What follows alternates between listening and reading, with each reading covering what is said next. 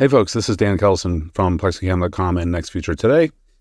I just got off a great conversation with Mark Bowden, who is somebody who found my company PlexiCam very early on. As we discovered today, it was about a month into the life of the company. Still not sure how that happened, but what a wonderful occasion it was when we found each other. Mark is a body language expert, a nonverbal communication expert. He's a hell of a presenter.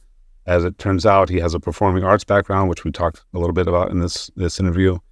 And that whole package, thinking about how you come off on camera, he's done plenty of stage work, but for all of us who are living on camera, how do you come across as professional and as confident as possible? How do you potentially use lighting to highlight things or to hide things? All sorts of details.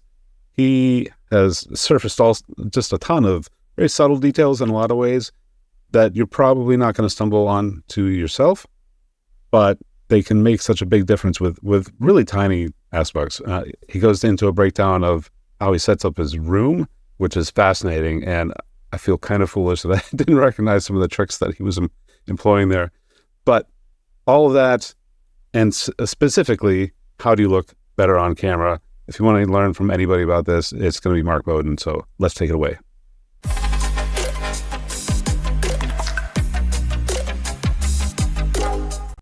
Mark, I actually looked it up. Do you recall when we first virtually met through email? Well, I mean, it's got to have been somewhere in COVID. I hate to say that word.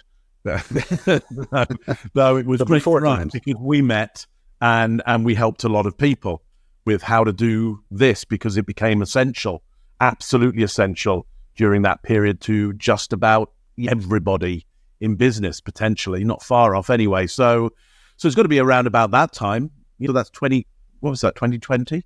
It's only been 3 years. Yeah. Yes. So we were beta testing earlier. We had a virtual event company called Aventus, my partner and Tom. And we were testing PlexiCam from like May of 2020, so 2 months into COVID. Yeah. And we would send out PlexiCams to people, and along with cameras, which were impossible to get in the early days, or they're three times as expensive. And then we formally launched selling PlexiCams because I finally told Tom that I was in on that idea when I was originally not. And I looked it up this morning. You contacted me by email the middle of December, and we had only actually been out for like 3 weeks. So wow. I didn't realize that. And I never asked you, how did you find us in the first place? No, I don't know, but I remember seeing it somehow, the PlexiCam somehow, and going, well, that's brilliant, because I'd been messing around with, I don't know, coat hangers and coat hanger wire and trying to get a camera and put, gaffer tape, put it on the back of it and gaffer it into the screen. And I mean, just ways of basically getting what you needed, which was the camera dead center of your screen so you could see everybody around. But every mechanism that I'd created basically destroyed everything else at the same time. And so when I saw what you'd got, I was like, yeah, that's it. That's going to work. I think I still have. This may be one of my originals there that I even super glued at the time because I knew, look, this one I'm not going to have to adjust. I know where the center of my screen is. I'm just going to super glue that thing. So it's always, ready to go in that situation. And now the mechanism is great because you can adjust and really secure it in great ways. But back then it was great because I was trying to beta test with you everything that you could come up with, and what a great time. Yeah, it's fascinating, and you have been much faster to adopt. So this is where my Next Future Today podcast is really about creating that next future, which that idea came out of lockdown, happened in 2020. Oops, now what? Because there's plenty of people whose businesses died, unfortunately, if you're in-person business. So you found us early on. I don't know how that happened because we hadn't been marketing, and you've been relentless in a good way about I'm a continuous improvement kind of guy, and you just kept plowing forward. You started with just a webcam, then you tried a Canon DSLR, then you try the same Sony that I'm using right now. And you're a glutton for punishment, just like I am, and all the gear that I have safely hidden away out of frame. So fascinating that you reached out so early. I didn't realize. I thought it was March 2021 when we had been like 4 months into it. That was when you had done a massive webinar for Zoom that had like 20,000 attendees or something. And I think we had lost touch actually for a couple of months there, and suddenly overnight we had 150 orders, and we never have 150 orders overnight at that point. Thank you for finding us. Zoom. As soon as Zoom started seeing what I was doing, and sending out there, making sure everybody could have for free, which was I was putting up videos on YouTube and LinkedIn especially to try and help people with this. Zoom reached out to me and said, well, can you do a webinar for us? And can you train all our salespeople and executives? And so I became a trainer for Zoom, and I'm still doing work with Zoom. I will be in the future as well around their appearances at Zoomtopia. And listen, the thing is that human beings love great tools. We're problem solvers. We want to reach out into more territory. We always want to advance in some way, or live better, or live more easily in some way. Really, it's, conserving energy, essentially. We're the most, organisms on the planet in terms of just how they use energy to their advantage. Like some birds, like I think it's eagles, or they do incredibly well. The amount of energy they take in and what they're able to do with that energy, it's incredible. The amount of energy that we take, if we walk, for example, it's very uneconomical, essentially. I mean, it's as economical as it can be, but it potentially is very uneconomical compared to, an eagle or something like that, until we get on a bicycle. And once we get on a bicycle, like, it knocks the eagle out the park. Like, in terms of, energy conversion, it's just extraordinary. So human beings love great tools. And so what I've always loved is like, how can I help people get more economics out of what they're doing, and what are the great tools to use? And of course, PlexiCam is what it couldn't get any more. I mean, it doesn't get any more simple than that. I mean, it's just, that's what's so great about it, is you just go, it's one of those things. It's like when I meet a genius in business, and that, which happens doesn't happen every day. But I mean, now and again, I start working with someone and I go, that is genius. So say something and they'll go, look, if you just do this, or you just look at the world in this way, and you just go, that's so simple. That's so simple. But now I know that the economics have opened up. I mean, it's just what a great tool. So for me, tools aren't just physical things or things that you handle. It's what tools are, ways that you think about stuff as well.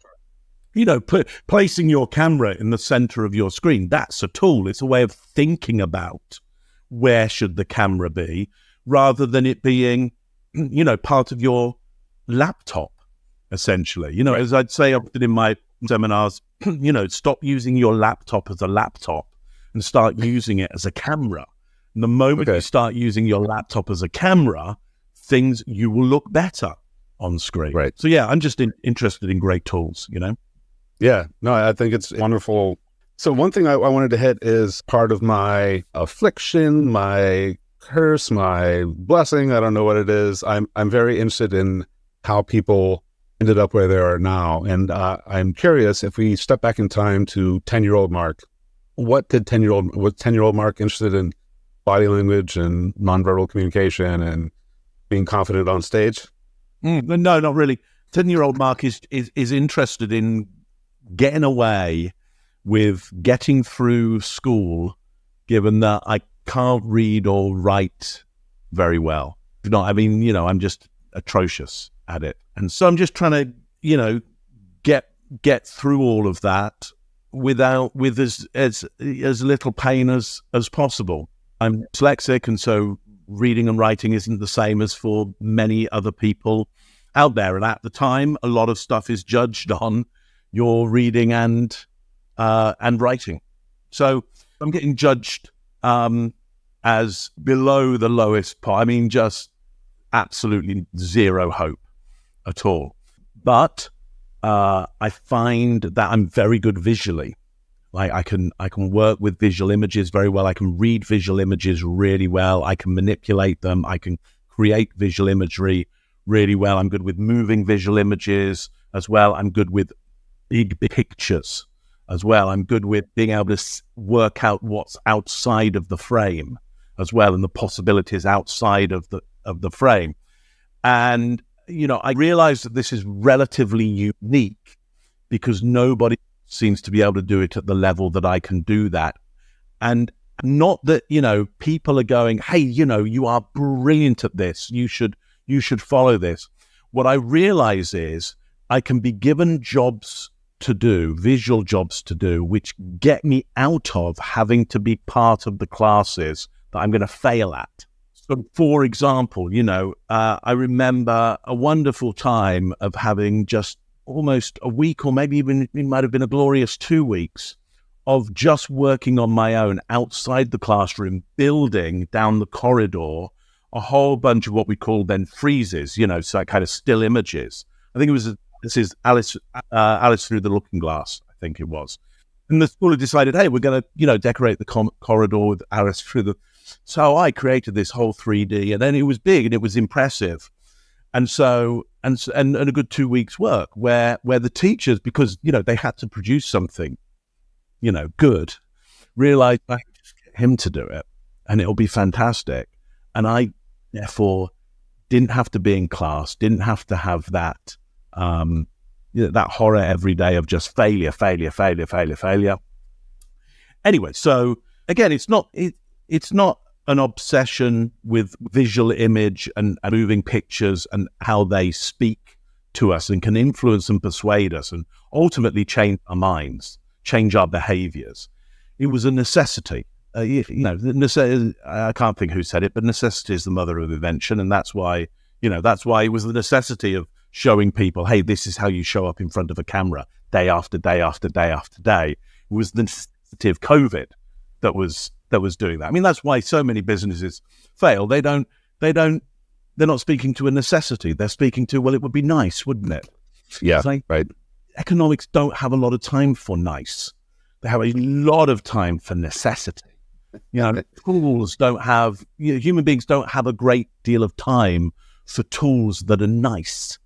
They have a huge amount of time. It's a luxury. Luxury tools. It's like, no, right. That's not going to cut it. So that's the 10-year-old me, is I'm using ability to work with visual images in a way that most other people just can't, in order to just get out of the school that most other people are doing. Yeah. Right.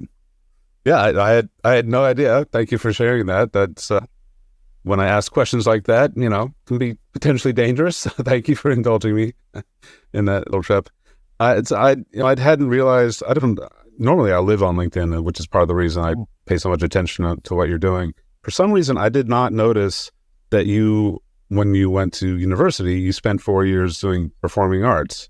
So based on what you just described, it makes a lot of sense that you might go into a realm like not into physics, for example, but into performing arts and things that relate to that. And I think that's a very unique, combined with what you just described, it's a unique way of thinking and bringing a different set of skills than your typical, salesperson or executive or even a presenter might do, who are not necessarily formally schooled in performance. Yeah, so it's not necessarily typical, though it is theme that you'll find with, I'm not going to put myself in the same realms of incredibly successful, but it is a theme that you will find with incredibly successful people.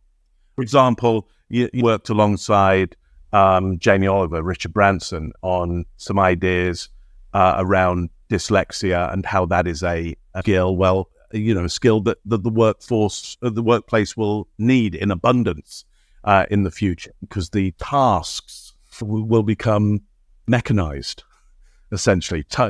And what we need is people who can think outside the task.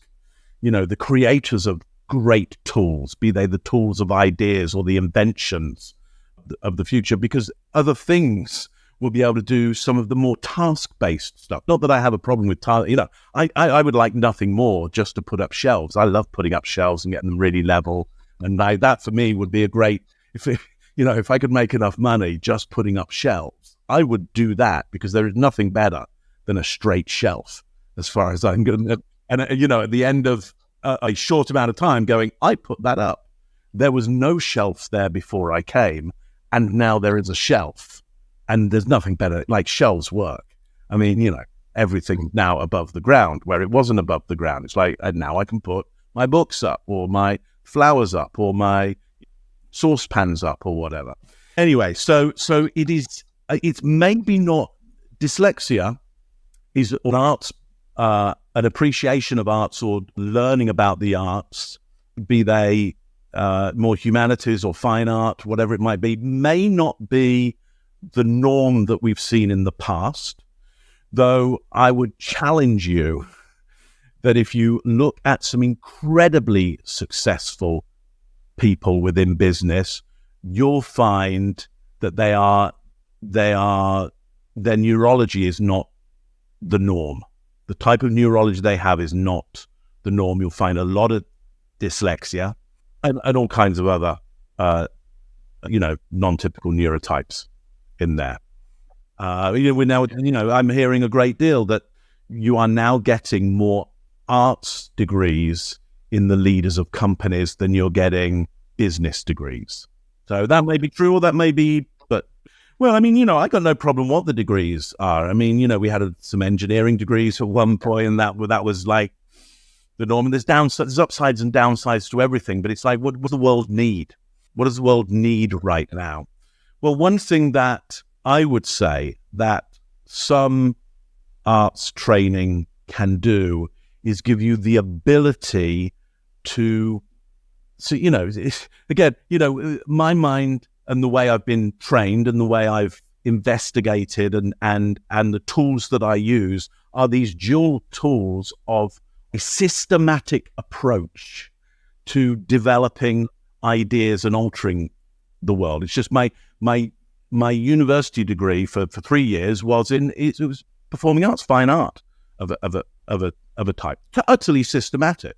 I can look at a piece of art and go, here's what they're doing. Here's exactly what they're doing. Yeah? And if you want to do that, here's how you do it. And if you wanted to do it differently, in fact, here's how you change the mechanics on that. And I'll do that just as I might be able to look at the technology of a camera and go, look, here's how it works. Here's what it's doing. If we want to change that, here's what we're going to do around that. And just not everybody's thought about that because they were doing other stuff. That's all right. Yeah.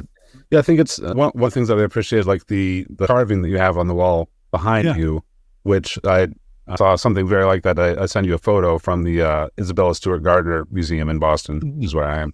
There's probably a price difference between that one and the one that you have on you. Maybe you're right. Just don't know what I've got on the wall there.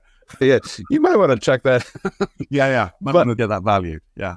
But they're like, I don't really have a great way in this space to have the kind of perspective that you have, which you've called out in a number of videos that it draws attention to you and it's leveraging what you know about. I'm interested in both sort of direction and also misdirection, because actually one of our earliest fans, aside from you for PlexiCam, was a magician who has been on the Penn and Teller show, where the fooled us, whatever the actual name of the show is, but he fooled them 2 or 3 times, maybe. And suddenly he had to go entirely virtual. Like he would do enterprise workshops to demonstrate, how to think differently again on this sort of idea. And it's both direction and misdirection. Maybe it's misdirection to your competitors, for example, and misdirection to your employees and your partners, to really get abstract about it. But there is definitely something to how do you design this experience, which I think in a lot of ways it's a lot more power in your hands, which can be intimidating for many people. I know a lot of speakers that like going virtual is too much. They have to do everything, right? And realistically, it is a lot unless you work out having a crew with you all the time. But it's also, in a lot of ways, you have way more power to design an experience so that you come off exactly like you want to, and leverage every single trick in the book that there is to make it so that, the perspective heads to you, the lighting makes it look like you have a halo, whatever it is that potentially works for you. But that is a power that you do not get. You might get inadvertently because there are professionals lighting you on a physical stage and miking you up and all that, but you don't have the exact control that you can have in a virtual setting. And I think you're one of the few people that I've seen that's really taken that and personalize it, and is not just like before we got on. Normally I have purple lighting behind me because I like the sort of high-tech look that gives me, but I decided because all of your shots are much brighter why not mix it up? Because I'm talking to Mark on an interview, and I don't want to mimic you entirely, but why haven't I changed it? I haven't changed that look in months and months. So today's the day, and it's partly because I was thinking, what is it that I learned from Mark that I would want to make sure that I help other people understand, but I should do it. Why am I not doing it myself? So it's I think that art's background is fascinating. I think it's not all necessarily about knowing the new type, the techniques that can get you the result, but it's having the philosophy behind it. Those are artistic choices, which you need to have the technique. But the technique, like, it's all on the internet. Like, if you want to know, if you can make the choice and you don't know how to execute the choice, you will find how to execute that choice in moments. So for me, it's never really about technology. The tools are out there. And if they're not, and you know the tool that you need, like somebody is thinking about it somewhere. Like, you was doing my best with bits of, coat hanger, scratching the screen, and, my usual tools of, a roll of gaffer tape will fix everything, but but it'll probably destroy it. There'll be a tear down and you'll destroy it in the end. But it's the idea in the first place. It's the idea of, can we have the camera center screen? That once you've got the idea, now you're looking for the tool to deliver on that the most perfect way. As you can tell, right. I rant about this kind of stuff forever. No, I love it. It's funny because it's so just out of curiosity, have you thought to put a subtle hint of a shh in the background of your library footage? Right. No, nobody should be shushed in a library. No, everybody should know to be, well, you optimist, you. Be respectful. People are trying to concentrate. Oh, boy.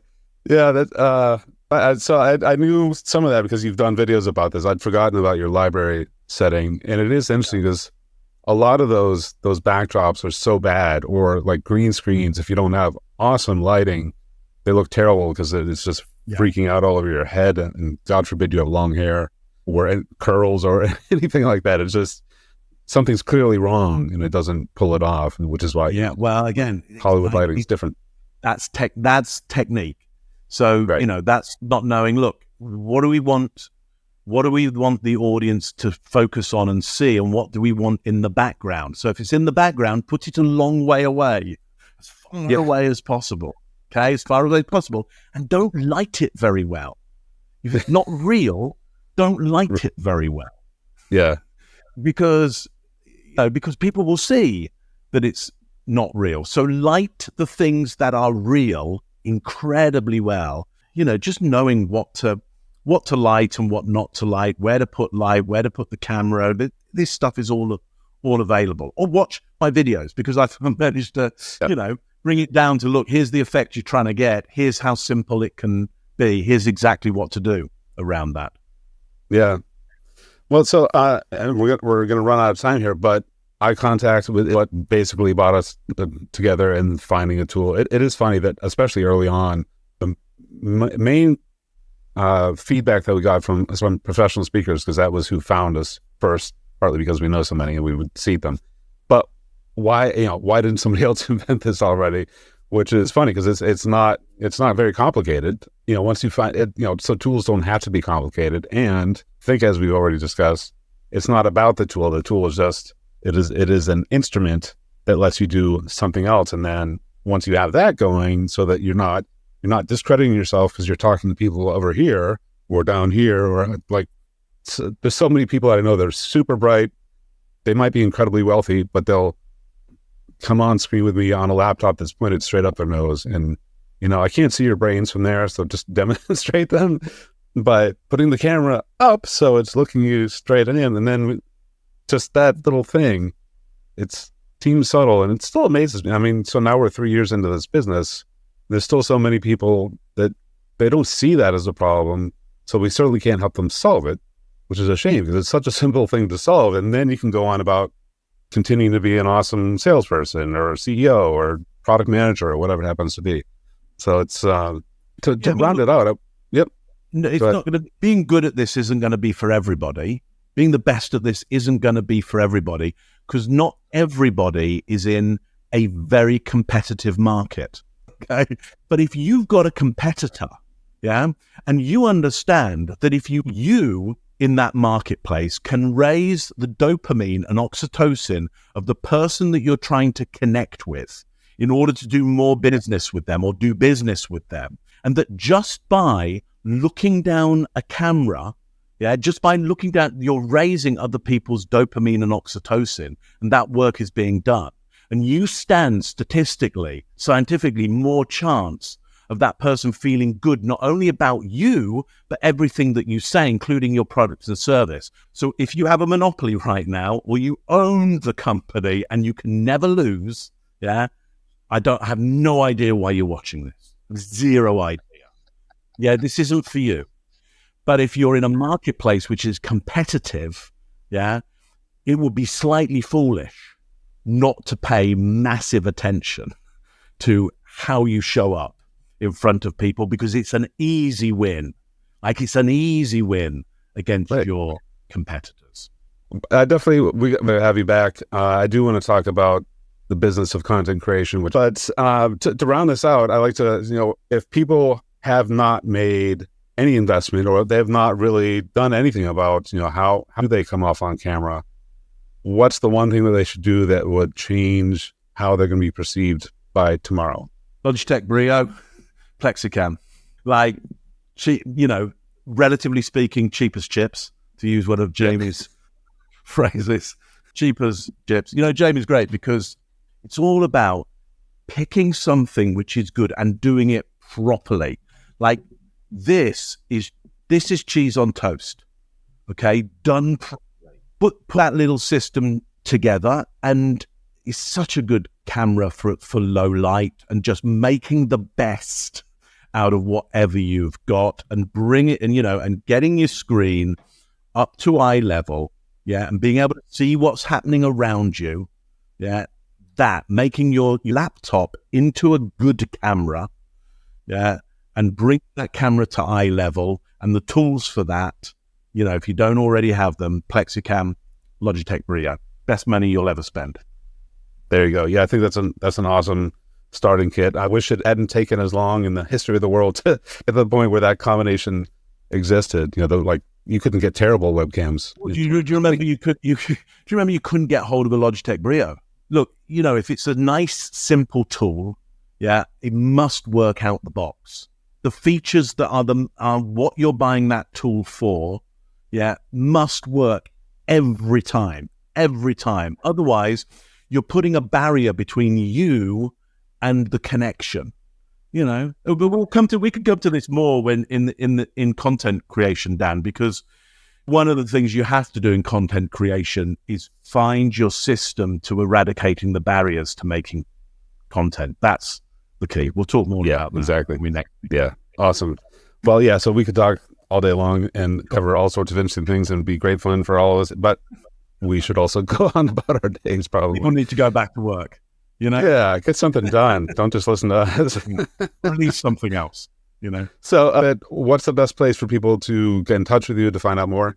Yeah, so truthplane.com, TRUTHPLANE, truthplane.com, or Google Mark Bowden. Listen, link in with me. We'll link in with you. So just link in with me, and you'll find me there. Put up a lot of content there as well. Awesome. Yeah, and definitely, folks, if you haven't seen what Mark's putting out on LinkedIn and on YouTube and probably other places that I'm not aware of, definitely connect with him, and at the very least follow him. But he'll link with him, he'll link with you, and you're going to learn a ton, because just every time I watch you do anything on camera, I think, I forgot that's a thing and that I should be considering that. So damn you, and thank you.